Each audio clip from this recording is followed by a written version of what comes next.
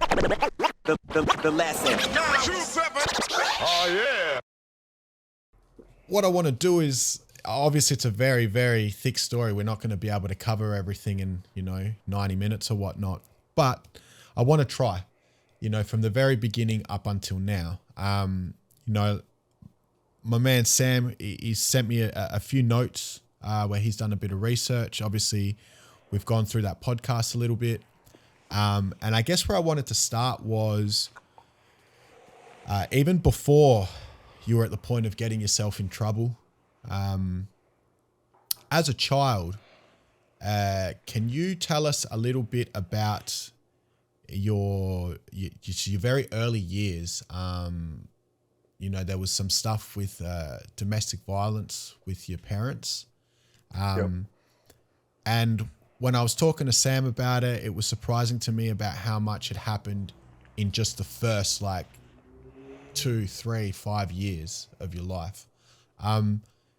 Going back to the very beginning, can you tell us a little bit about your family upbringing?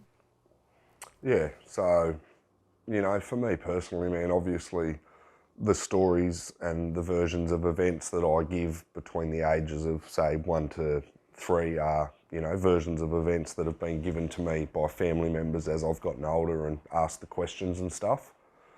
But, so my father met my mother while he was on leave from the Navy. Basically, they fell in love. He went back to the Navy to de-enlist. When he come back, she was already pregnant with another child. Naturally, he seen red. He tried to take me. My mother turned on him in an alcohol-fueled rage and nearly stabbed him to death. He spent quite a while in intensive care, and once he got better and was well enough to come back to the house, he come back to the house and forcefully took me. And I didn't see or know or have anything to do with my siblings, which was only 2 of them at that stage, but didn't have anything to do with my family on my mother's side until, weeks before my father died when I was 9 years old. So basically grew up in a household, 3-bedroom house, just me and him. He worked from home. My school was literally 60 metres across the street from my house. I had a very, very isolated upbringing. Obviously I had school friends and stuff, but I was not very often allowed to go to their, I wasn't allowed to leave my house. They pretty much had to come to my house. My father was always under the impression that my mother was or had been trying to take me back or, have the police take me back or whatever. But that wasn't the case. She never tried to get me back after he took her. So basically I just lived with my father. We lived alone for the next 7.5 years until he passed away. And by that stage I was 9.5, and I went to live with my auntie for several weeks after he passed away, and that was obviously really hard on her. Her kids were already grown-ups, and she and her husband had a full-time job. I was a grieving 9-year-old, and it all just got a bit too much, I think, and I ended up going to live with my mother and siblings. Now, when you talk about your father passing away at 9, can you share what it was or how it is that he passed away? Was it a health condition or? Yeah, he had terminal cancer. So he had stomach cancer, throat cancer, genital cancer. He was just riddled in it. Very heavy smoker. He used to smoke roughly 50 cigarettes a day, and over 4.5 years, it just slowly ate away at him, and took every ounce of his soul with it. He just diminished in front of my eyes over them 4 years. He went from being healthy and active and fun to be around and all them sorts of things to that last 12 months were pretty full on. He wasn't a delight to be around, so to speak. He was dying. He knew he was dying, and I think at this age now, I think about it, and he took my mother from an environment and a household that he knew I was better off not being in. And I think that's where the anger and the resentment for becoming terminally ill come from, knowing that I was going to end up back in her care after he'd fought so hard to take me away from her, you know, like, and yeah, it was bad, man. Like, you know, I've very rarely spoken about it, but, you know, coming home from school and things and, you know, seeing bits and pieces of your father's, you know, body and genitals and things like that being cut off, and it wasn't a real good experience for a 9-year-old, like, but we lived alone. He raised me on his own. It was the way it had to be, I suppose. And then through these first 9 years, then you didn't really see or speak or have any contact with your mum? At all. Nothing. When your father passed away, you then went and lived with your auntie, but around that time, was there any communication with your mum? So I think it was about 4 or 6 weeks before my father passed away, him and his sister organised for me to meet my mother, because I'd never actually, you know, I was, I think 14 or 15 or something months old when he took me, so like obviously I didn't remember her. I'd never had a phone call with her, I'd never seen her in person, I didn't even know what she looked like. So they organised for me to go and meet her, and we met at a park in Launceston. She had 2 or 3 of my siblings with her, and yeah, basically just went to the park, kicked the ball around for a while, said hello, sat around. I don't remember much of the meeting, but I do remember being there.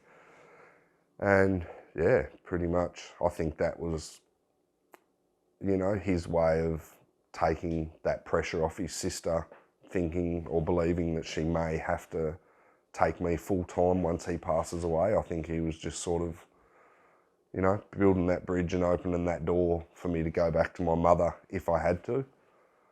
And, you know, I say sadly I did have to, but at the end of the day, I wouldn't be sitting here where I am now if I didn't have to go back and live with her. And even though a lot of shit's happened over my life, I'm very grateful to be sitting here today with you, man, to be honest. So.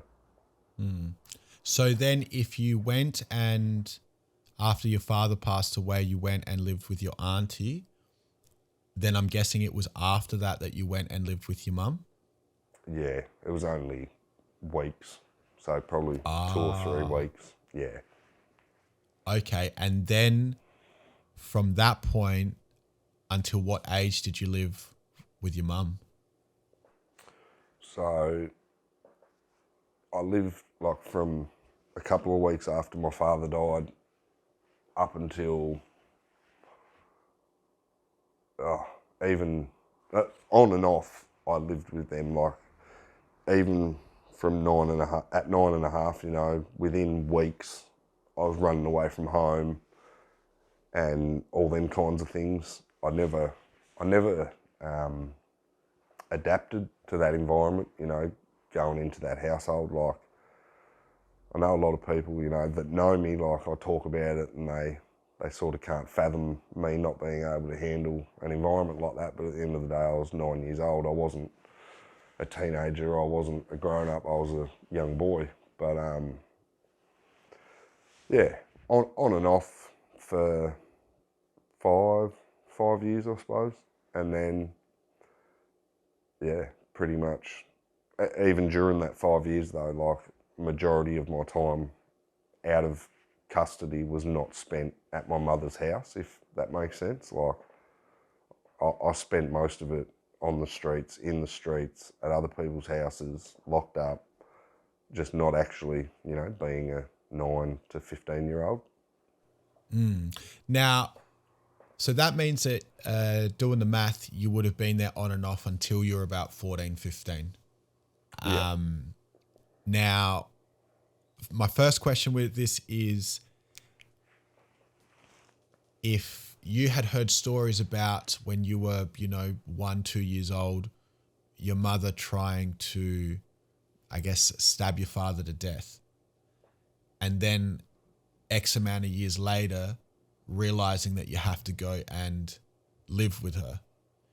Is that something that always dawned on your mind and made it very difficult to be there? And when you talk about struggling to cope with that environment, what was that environment like? Yeah, no, I didn't know that my mother had stabbed my father until I was, I don't know, 18, 19, 20. Okay. Yeah. Yeah, but no, I was very well aware that my father and his sister and like my father's side of the family didn't think very highly of my mother. You know, I don't have a bad word to say about my father, but I believe now, you know, at 32 years of age, that he had so much hate and resentment towards my mother for what she done to him, you know, that he let it impact me. Like, you know, I couldn't say mum, mother, why don't I get phone? Like, you know, I couldn't say anything about my mother because he'd just fly into a fit of rage, like, and I'm not exaggerating, like he would smash anything within a 2 metre radius of him if I was like, oh, I want to talk to my mum, where's my mum, like anything to do with that word, and he would just go bonkers, mate, like, you know, tell me that she hates me and she's got other kids and if she loved me she'd be here, and, you know, like just all the sort of things someone that's had their heart broken is going to say to someone when they don't want that other person to have any connection at all with that person. Like, so, yeah. And in the end, I think it made it the way that everything happened. I think it made it how I ended up there after he died, you know, because as soon as he died, I was screaming to go live with my mother. Like, I wanted to go there, like. But when you got there, if you were in and out of there and spending a lot of your time in the street, obviously it wasn't that good an environment for you, or you didn't enjoy it. What was it about that environment that you struggled with? For me personally, man, it was just everything.